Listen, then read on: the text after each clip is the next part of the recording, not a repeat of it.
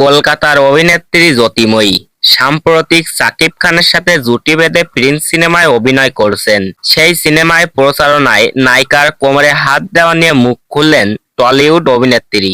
তিনি জানান, সাকিব খান শুধু কোমরে হাত দেয়নি, সে আমাকে কাছে পেতে চেয়েছিল। আমি রাজি ছিলাম না, কারণ সাকিবের অতীত সম্পর্কে আমি আগে থেকেই জানতে পারি।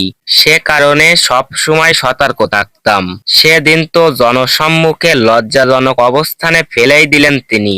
অভিনেত্রী আরো জানান, প্রিন্স সিনেমায় জনপ্রিয় গান পরি গানটির শুটিং এর সময় জড়িয়ে ধরার দৃশ্য অনাকাঙ্ক্ষিত কিছু ভুল করে বারবার দৃশ্য করতেন সাকিব খান।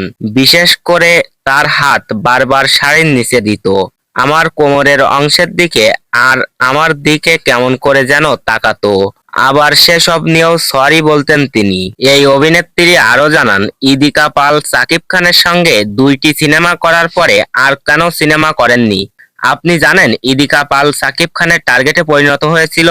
আমি হয়তো আগেই জানতে পেরেছি সাকিব খানের স্বভাব, সে কারণে নিজেকে সেভ করে রাখতাম। অভিনেত্রী জ্যোতিময়ী এসব স্বীকার করলেও অন্যদিকে অভিনেত্রী তাসনিয়া ফারিন মুখে কুলু পেটেছেন।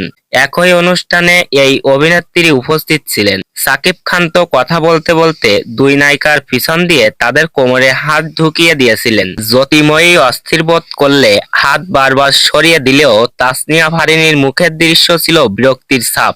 একটু পর পর তো তাসনিয়া ফারিনের হাত টিপে টিপে কথাও বলেন। অনুষ্ঠানের শেষে তো সাকিব খান তাসনিয়া ফারিনের কাঁধে হাত রাখলে অবশেষে অভিনেত্রী হাত সরিয়ে দেন। সাকিব খানের এমন আচরণ দেখে মনে হচ্ছিল, না জানি নারী স্পর্শ কতদিন পায়নি এই মেগাস্টার।